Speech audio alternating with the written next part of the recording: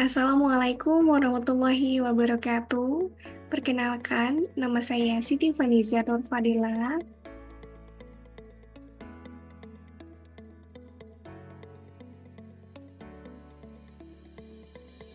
Di sini saya akan melakukan pengerjaan dan interpretasi hasil uji validitas, hasil uji reliabilitas, hasil uji normalitas, uji korelasi parsial, korelasi berganda, analisis determinasi, uji regresi linear sederhana dan berganda, dan uji F dan T.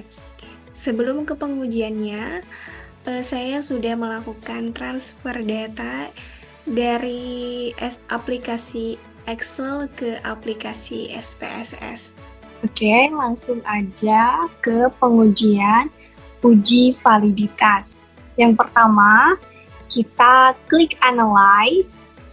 Oke, klik Correlate. Lalu pilih bivariate. Masukkan variabel X1 sampai total X1. Oke. Dan jangan lupa di checklist correlate coefficient persennya sama flag signifikan. Oke.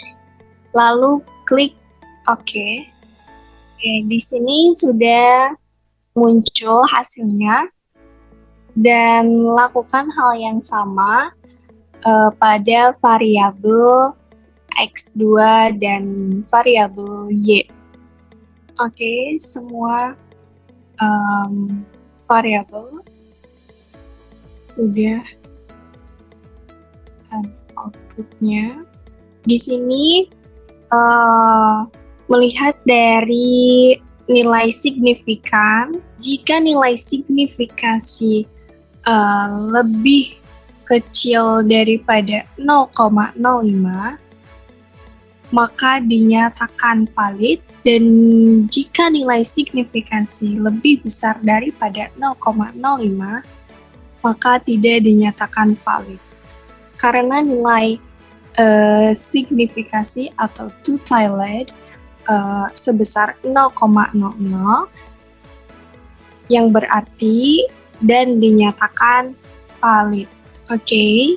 Dan ketentuannya, sebelum kita melakukan uji reliabilitas, kita harus pengujian validitasnya harus valid, itu baru kita bisa melakukan uji reliabilitas. Karena uji validitas kita sudah berhasil, maka kita akan melakukan uji reliabilitas. Caranya yaitu klik Analyze, pilih Scale, dan pilih Reliability Analysis, lalu Ctrl A dari X1, kecuali totalnya tidak dimasukkan. Oke, setelah itu klik Oke. Nah, di sini sudah ada nilainya. Questionnaire dinyatakan reliable jika nilai Cronbach alpha-nya lebih besar daripada 0,06. Oke, karena nilainya lebih daripada 0,06, maka dinyatakan reliable. Selanjutnya kita akan melakukan uji normalitas. Caranya yaitu klik Analyze, Regression, pilih Linear. Kita masukkan variabel X-nya ke independen dan variabel Y-nya ke dependent. X1 dan X2 ke independen dan Y ke dependent. Setelah itu, klik Save, beri tanda checklist ke residual yang paling atas under standardizes. Oke, udah. Continue. Oke, nilainya sudah ada. Uji normalitas ini bertujuan untuk mengetahui apakah nilai residual berdistribusi normal atau tidak. Jika nilai signifikasi lebih dari 0,05, maka nilai residual berdistribusi normal. Dan jika nilai signifikasi kurang dari 0,05, maka nilai residual tidak berdistribusi normal. Berdasarkan hasil uji normalitas yang menunjukkan nilai 0,00,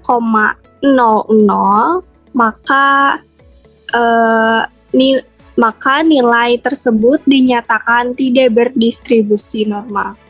Karena nilai acuan dari residual dikatakan normal adalah harus melebihi 0,05. Oke, sudah. Kita akan lanjutkan ke uji korelasi parsial. Caranya, klik Analyze, Correlate, pilih parsial. Seperti biasa, variabel X1 dan variabel X2 dipindahkan ke kotak variabel, dan variabel Y dipindahkan ke controlling for. Dan jangan lupa test of signifikansinya diberi tanda, ya. Lalu klik option, lalu beri tanda pada zero order correlation, dan yang paling bawah exclude access, continue. Oke, di sini nilai korelasinya sudah ada. Jika nilai signifikasi two-tilednya lebih besar daripada 0,05, maka HO diterima. Sementara jika nilai signifikasi lebih kecil, maka HO ditolak. Dari output ini diketahui nilai korelasi koefisiennya sebesar 445 positif, dan nilai signifikasinya atau two-tiled adalah 0,00, lebih kecil daripada 0,05. Maka dapat disimpulkan bahwa keduanya memiliki hubungan antara keduanya, memiliki hubungan yang signifikan antara keduanya. Oke, kita akan lanjutkan ke pengujian korelasi berganda. Caranya, klik Analyze, Regression, Linear, variabel X1 dan X2-nya ke independen, dan variabel Y-nya ke dependen. Lalu pilih statistik, dan beri tanda checklist ke R-square change, lalu continue. Oke, di sini sudah terlihat outputnya. Jika nilai sig F change lebih kecil daripada 0,05, maka dinyatakan berkorelasi. Dan jika nilai sig F change-nya lebih besar daripada 0,05, maka dinyatakan tidak berkorelasi. Karena nilai sig F change-nya di sini 0,00, maka dinyatakan berkorelasi. Oke, selanjutnya kita akan melakukan analisis determinasi. Caranya yaitu klik Analyze, Regression, Linear, seperti biasa X1 dan variabel X2 ke independen dan Y ke dependen. Oke, nilai output daripada analisis determinasi ini sudah terlihat.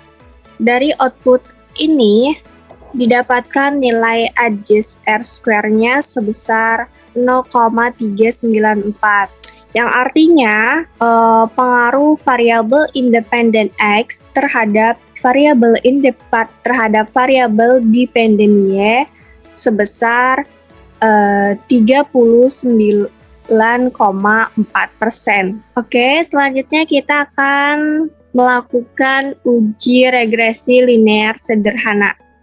Kita klik Analyze Regression, pilih linear, seperti biasa variabel X, udah, klik OK. Oke, output daripada uji regresi linear sederhana, kita dapat dilihat dari tabel koefisiennya berdasarkan nilai signifikasi dari tabel koefisiennya diperoleh nilai sebesar 0,00, 0,06, dan 0,00. 0,00 lebih kecil daripada 0,05 sehingga dapat disimpulkan bahwa variabel X dan variabel Y berpengaruh. Variabel X bahwa X berpengaruh terhadap variabel Y. Dan berdasarkan T hitungnya,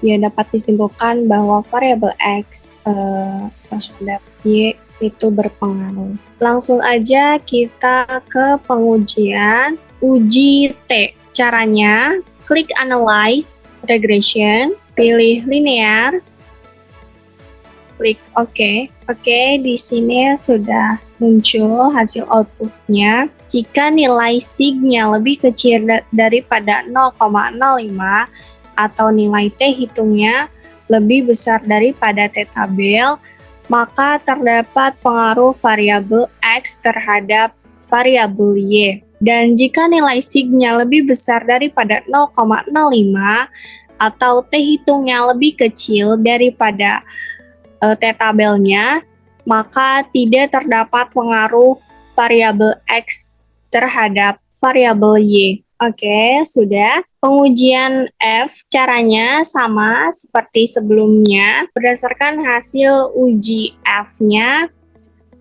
jika nilai sig-nya lebih kecil daripada 0,05, maka secara simultan terdapat pengaruh variabel X terhadap variabel. Jika nilai sig-nya lebih besar, maka secara simultan tidak terdapat pengaruh variabel X terhadap variabel Y. Oke, sekian dari saya. Mohon maaf apabila masih banyak kekurangan. Wassalamualaikum warahmatullahi wabarakatuh.